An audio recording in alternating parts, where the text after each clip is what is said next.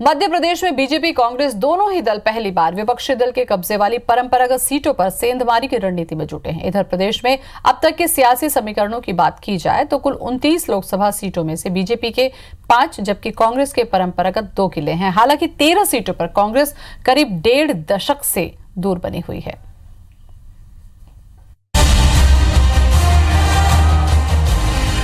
मध्य प्रदेश में इस बार लोकसभा चुनाव टफ सीट बनाम टफ उम्मीदवार होने जा रहा है। पहली बार बड़े नेताओं को टफ सीट से उतारने की रणनीति के बीच दोनों दलों के परंपरागत किलों में सेंध लगाने की तैयारी चल रही है। प्रदेश की 29 लोकसभा सीटों के सियासी समीकरण को देखा जाए तो कांग्रेस पर बीजेपी हमेशा भारी रही है।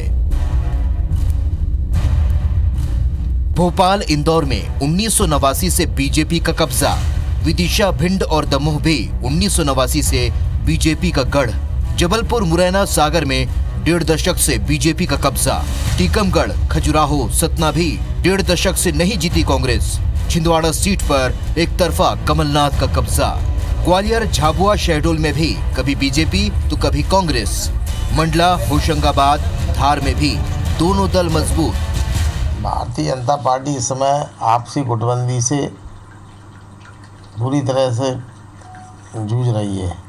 हर जगह ये है ही नहीं, ये हालत आप ग्वालियर में भी, अभी इंदौर में है, जबलपुर में भी कोई प्रत्याशी अभी तक ठीक से नहीं चल पा। बातचीत करेंगे, बड़ा कहीं कोई असंतोष नहीं है।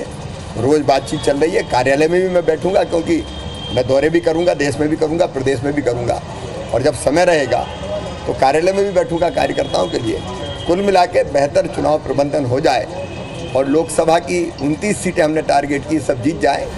देखा जाए तो प्रदेश में कांग्रेस और भाजपा पहली बार बराबरी स्थिति में दिख रही है।